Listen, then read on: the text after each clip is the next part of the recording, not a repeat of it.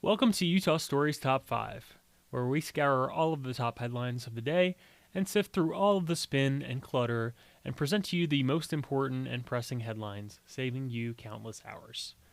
I'm your host for today, Matthew Pine, and on today's Top 5, we have Utah Avalanche Center opens, new rescue skills training park close to SLC, Salt Lake City. Number 2, healthcare sex assault investigations for Utah women reported. Number 3, don't let Utah become like California, Texas AG Attorney General tells Beehive state Republicans. Number 4, lawmakers wanted $150 million to expand school vouchers. And number 5, passenger rail to Moab hasn't left the station. But before we get to our headlines, be sure to smash that like button and subscribe to our channel. And today's episode is brought to you by Utah Stories Magazine. Did you know that just for $3 a month, you can have Utah Stories print magazine delivered right to your door?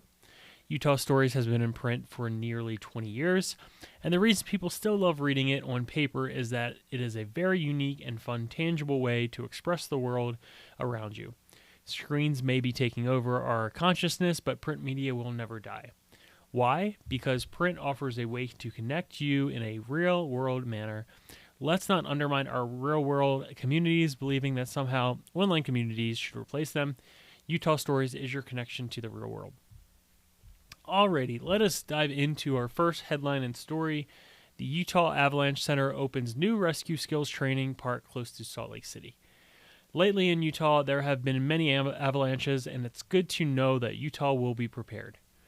The Utah Avalanche Center opened a new Beacon training park at Pine Brook area in Park City, the closest park to Salt Lake. These Beacon training parks are a great place for you to come and practice your Beacon skills, to hone those skills so that you're ready if a disaster does strike, said the center's executive director, Chad Bracklesberg. When you're out there with your partners in the backcountry, whether you're on skis, snowboard, snowmobile, or snow bike, it's crucial to have really good rescue skills to be prepared for an accident. The park is open all day, every day through late March or early April when the transmitters melt out. The park, located behind the Park City Day School at 3220 Pine Brook Road, is free to the public. Number 2, healthcare sex assault investigations for Utah women reportedly come forward. Chelsea Rasmussen didn't tell anyone that she believed a nurse practitioner touched her inappropriately. She knew the nurse practitioner doing the procedure would touch her chest and in places like her lower abdomen and inner thighs to extract fat. But she believed that nothing about the process required the medical professional Derek Pickering to touch her genitals, according to the Tribune. 2 students came forward and told Utah Valley University's campus police department that Pickering had inappropriately touched them during exams while he worked at the student clinic at the university. Another woman who had the procedure done at Bell Medical reported him to the Draper police. Draper Lieutenant Michael Elkins said his department is now investigating Rasmussen's report. Number 3, don't let Utah become like California, Texas Attorney General tells Beehive state Republicans. Several hundred elected officials gathered in Layton. Candidates and supporters crowded into the Davis Conference Center to hear the keynote speaker for the Davis County Republican Party's Lincoln Day fundraising dinner. Texas Attorney General Ken Paxton urged Utah Republicans to remain vigilant and continue to elect people who will stay true to conservative ideals and principles, according to the Tribune. You need to make sure Utah does not end up like California. When I lived in California, it was at least partially Republican. It is hopeless now, Paxton said. If we lose any more Republican states, we're going to lose our country, our kids, our children. God put us here for a reason at a time when we actually can make a difference, just like the founders did.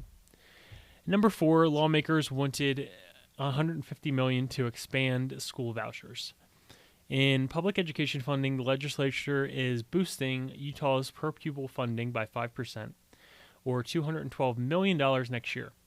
Most of that extra money is the result of state law requiring the legislature to cover the cost of inflationary increases and spending growth. That mandatory spending accounts for just $161 million, or 3.8% of the total. The remaining 1.2% in per pupil funding, just over $50 million, is a discretionary increase, according to the Tribune.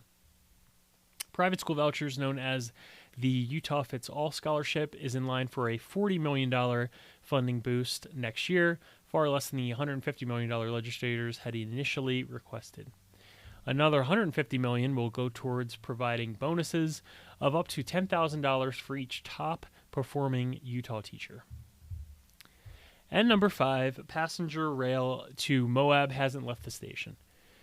Mike Christensen of the Utah Rail Passengers Association hopes for passengers to be able to take a train to Moab, according to the Tribune. This is something that is not only just technically feasible to do, but it also is very much needed, said Christensen. While Christensen has spent years advocating for the network, however, implementation would be years away. The Utah Department of Transportation is interested in the concept, a spokesperson said, but there are no immediate plans to pursue passenger rails to Moab. Eventually, Christensen hopes Utah will implement a rail network that connects the whole state, including lines from Moab to the state capital and Grand Junction, Colorado. He said that the connections would help Moab's residents better access resources while facilitating sustainable tourism. I've stood on Main Street in Moab and seen how many cars are just going down the street, and realized that there are other ways that people can experience recreation and national parks that don't involve having to drive so far, Christensen says. And now moving on to our adventure of the day.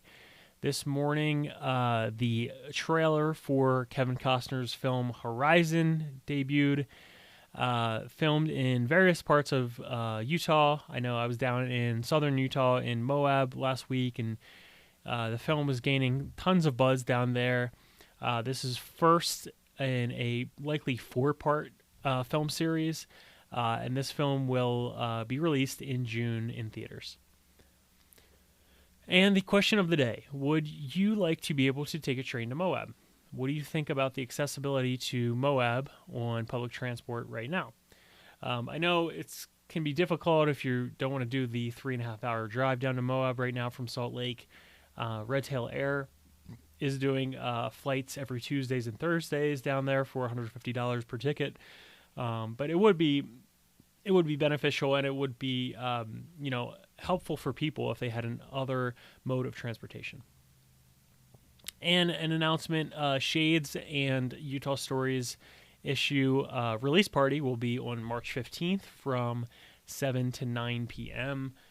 We hope to see you there, and we'll be getting out more details with that soon. Thank you so much for joining me today. Remember, if you like this content and you want to engage in a greater degree with your local community, go out and subscribe to either Utah Stories print magazine or our free digital newsletter.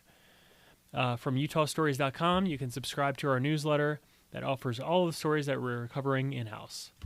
Thank you for watching, and I'll see you next time.